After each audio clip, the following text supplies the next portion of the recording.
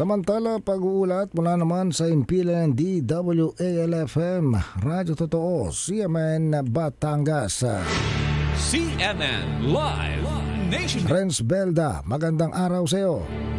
Magandang umaga riyan, magandang umaga Pilipinas. Nilahukan ng mga mangisda sa bayan ng Bawan na isinagawang Maritime Safety Awareness Lecture ng Coast Guard Substation sa Bawan. Sa panguna ni Coast Guard Substation Commander P.O.1 Luvino Panganiban, lain ito na bigyan ng kaalaman ang mga mangisda ukol sa wastong paggamit ng life-saving equipment, pag-iwas sa sakuna, sa salot at pagsunod sa mga fishing regulation.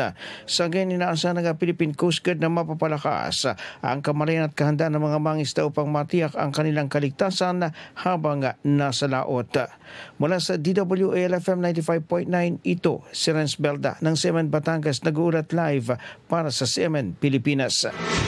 CNN Live Nationwide.